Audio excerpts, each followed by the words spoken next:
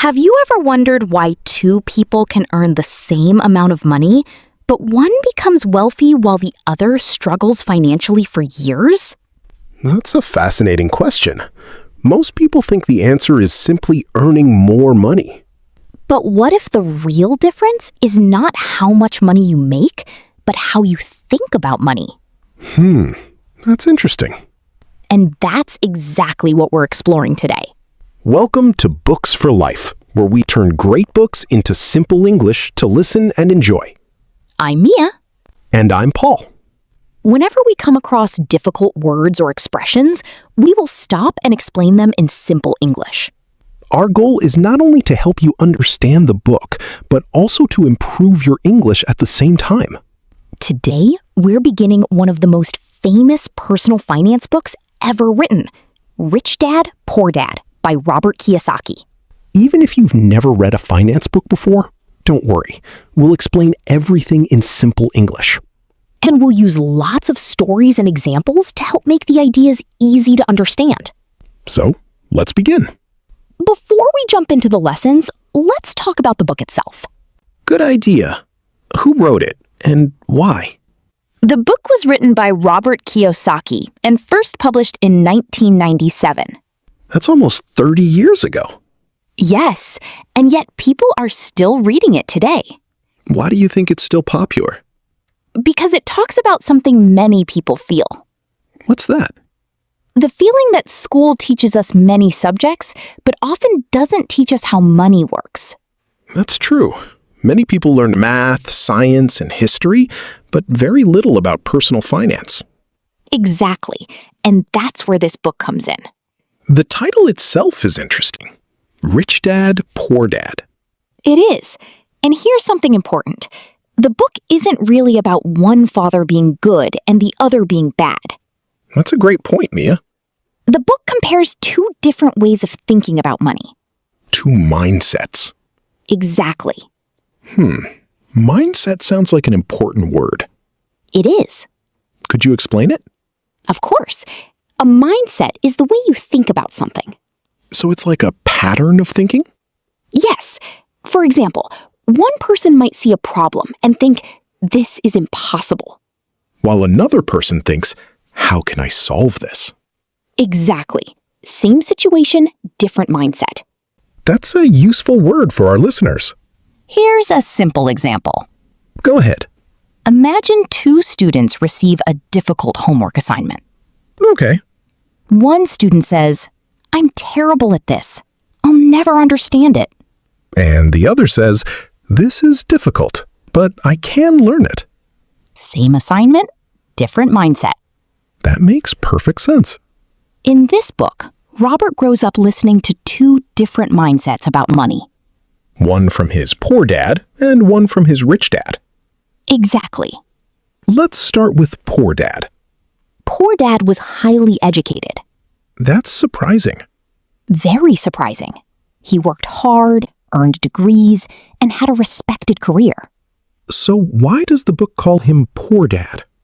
Because despite his education, he struggled financially. Ah, so the word poor isn't talking about intelligence. Not at all. That's important. Very important. What did Poor Dad usually believe? He believed that success comes from studying hard, getting good grades, finding a secure job, and working for someone else. That sounds like advice many people hear growing up. Exactly. What does secure mean? Great question. Simple English moment? Simple English moment. What does secure mean? Secure means safe and unlikely to change. So a secure job is a job that feels stable? Exactly. A job you believe will continue for a long time. That's easy to understand. Now let's look at Rich Dad. Rich Dad had less formal education, right? Yes, but he understood money very well. And his advice was different. Very different. How?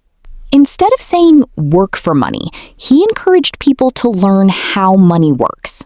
Interesting. Instead of focusing only on getting a job, he focused on building assets.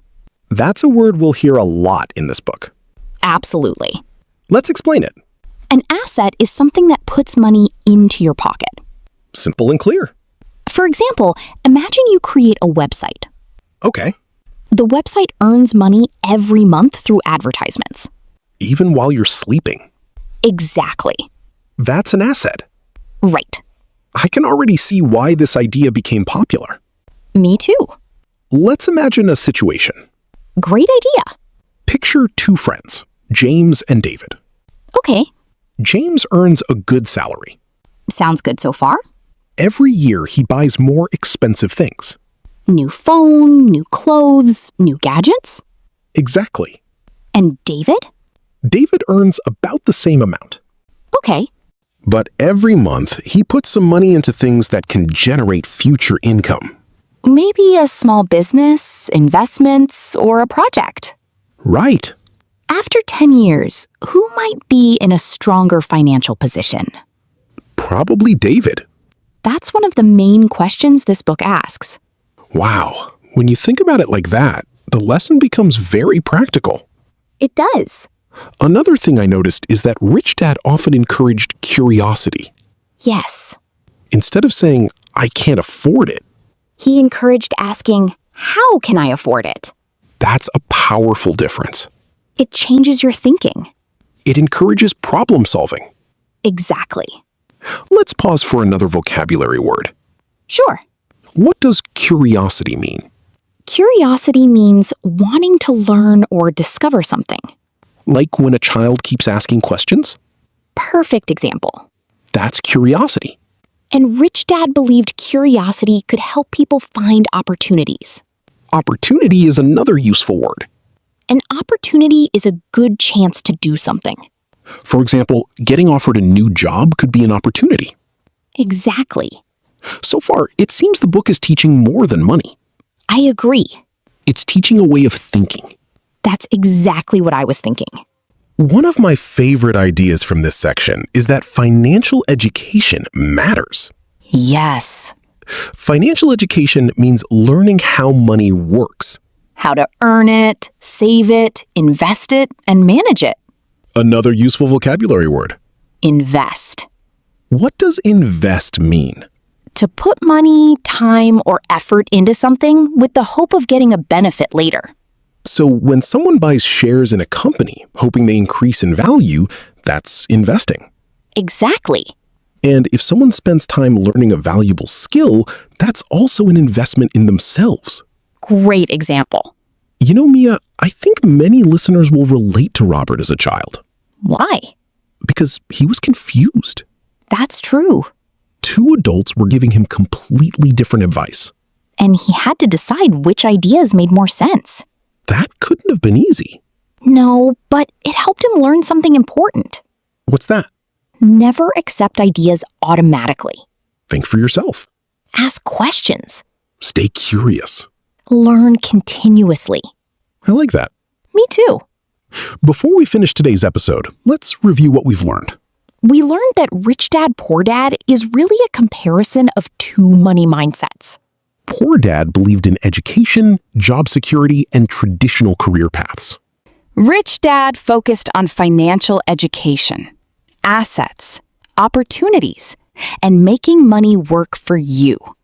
We also learned several useful English words.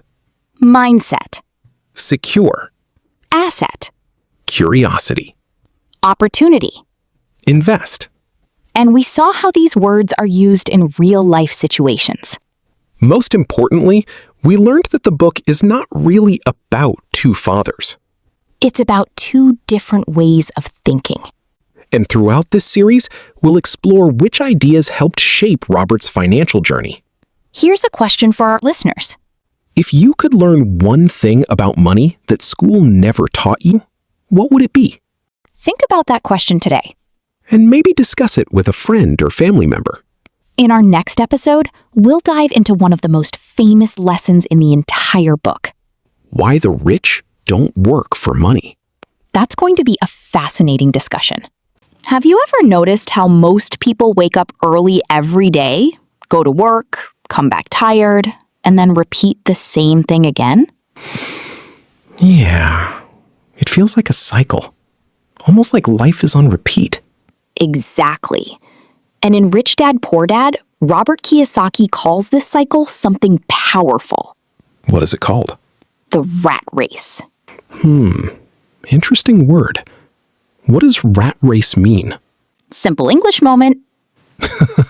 Yes, what does rat race mean?